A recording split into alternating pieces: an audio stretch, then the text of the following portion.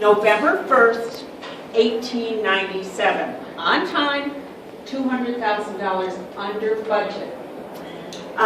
This is the way it looked, except the walls weren't here. And in 1897, I love this, people could promenade all the way around the reading room and look down on things. The collar, I'll go over with you downstairs, but it was done by Edwin Blashfield.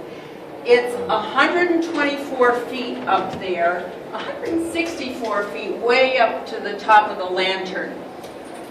He actually painted on the plaster. Most of the artists doing the murals painted on canvas, and then they put the canvas on the walls. He actually painted on the plaster, but they had to invent scaffolding to go all the way around this dome so that he could get up there and paint. If you come down, look at the stained glass windows. They were done by Schottermut. Each has a federal seal in the middle with the eagle and 6 state seals on either side. They start in back of us with Delaware, the first state to join the Union, and they go in order of when the state joined the Union. In 1897, there were 3 territories. They put them here. So the only things that are missing are Hawaii and Alaska. I read a letter in the paper the other day. Some people in the District of Columbia think they should be up here too. Okay, now look at the plaster statues going around. Each represents an area of knowledge that we're supposed to know about, and if your eyes are good, you can read the walls. So we'll start over here about 1 o'clock with art. She's holding a building, and see underneath her, it says art. All these statues representing ethereal things are females, and then come down on either side. It makes a triangle. So on the left, the bronze statue is Michelangelo. On the right, the bronze statue holding his ear is Beethoven. So each of those statues represents art. And that's true of all these going around. And if you come to the next one, it's history. This artist actually did go on to do other things. It was done by Daniel Chester French, and he did the seated Lincoln in the Lincoln Memorial. She's history. She's holding a mirror, and the mirror is looking backwards. That's history. Commerce is next. You can't really see religion up above us on the right. But come down and see this bronze statue, and we look on the wall back here, and it's Moses. So Moses is representing religion. And here we see Newton. So in front of us is Sir Isaac Newton, and he's representing science. And science is holding a mirror looking forward. And you'll see that this building is a lot about science and technology. And it continues around its law, poetry, and philosophy with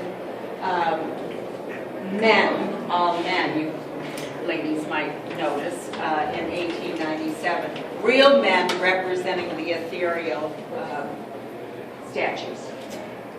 It's 100 feet across. The marble is from Algeria, and the pillars, the base from Tennessee. This cream color marble is from Siena. The desks are as they were in 1897. The middle desk, round desk, are the librarians. Okay. Some of you have seen National Treasure too? Well, there's a door at the side of the librarian's desk, and you open it, and there are the stairs. Remember the guy with the Book of Secrets runs down the stairs? Well, the Book of Secrets isn't real, but the stairs are real. And that's where they have the books down here, on marble shelves with cast iron uprights. So it really was fireproof. That's how you got the books down there. Okay, we'll go downstairs and look at this poster of this top. By the way, notice here the stained glass windows, Schottermut, the same artist who did the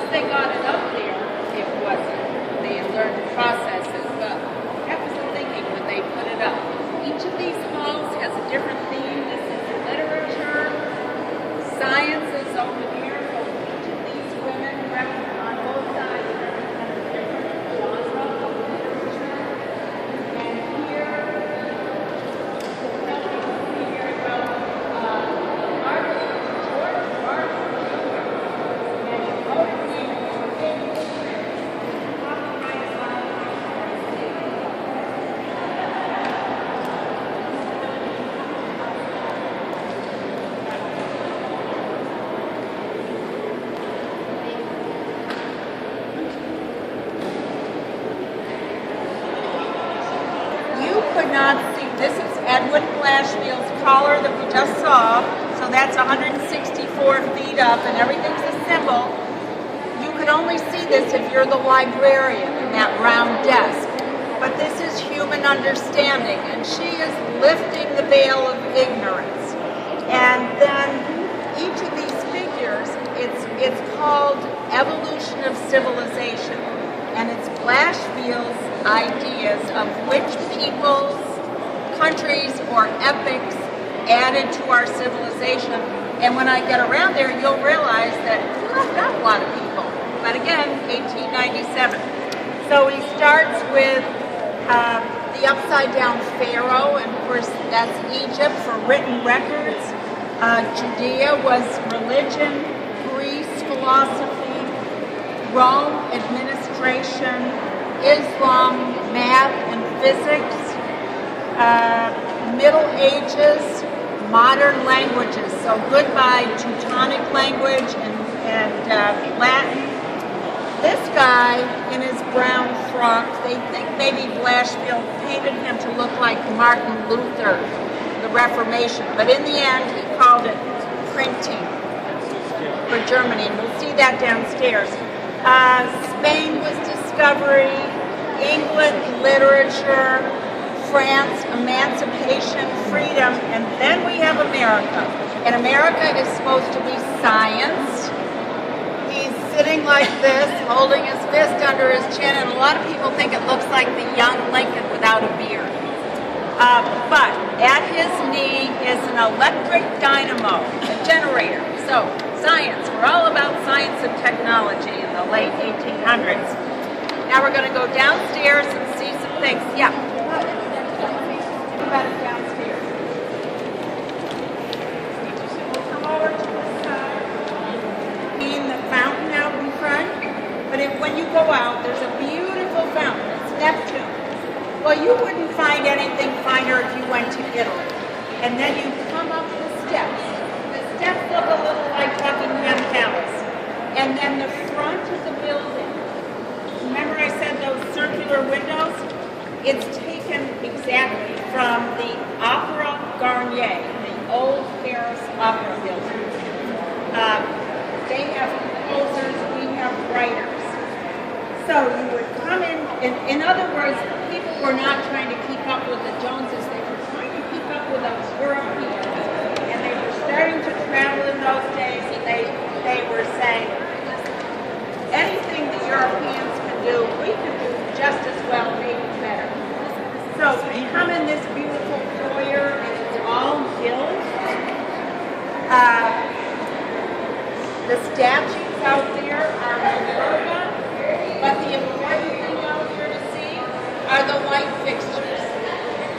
They're a Thomas Edison design, but this was the first building in Washington to be electrified, which was open to the public. The White House had electric lights, but it wasn't open to the public. People came here in droves to see the electric lights. So were we going to cover those shades in the snow? Proud of them. There were lights up there, and apparently, honestly, people came by the hundreds to see this building. So the idea is that you come in this foyer, you come to this great hall, and what they're trying to do is get you back to those double doors, because that's the way you got into the meeting room in those days. You can't do that any longer. And then you say, remember our symbols, welcome's welcome at the library. Look around the floor, the signs of the zodiac, so you're all good. And then in the middle, it's a little worn, but the starburst is a compass. So it gives us direction right into the main region.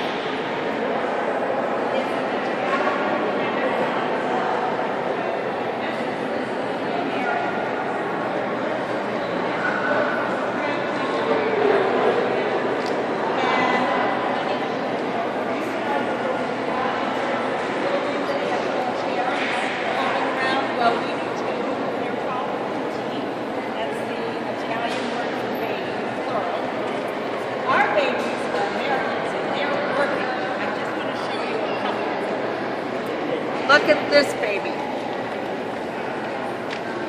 See, he's got shovels. He's our gardener. And this little guy, that's a butterfly.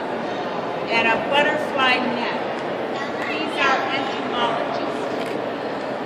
This baby is the student. And this little guy is a printer. And I'll show you my favorite.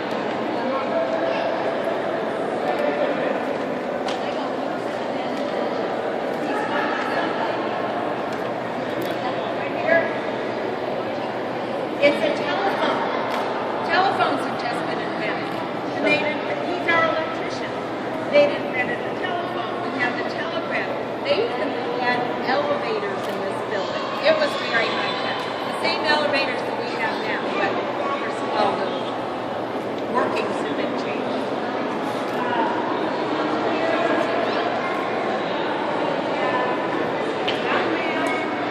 Old man. So you're all welcome here, and you're welcome for a lifetime. That's lifetime learning. Now we're going to go in and see the Bible.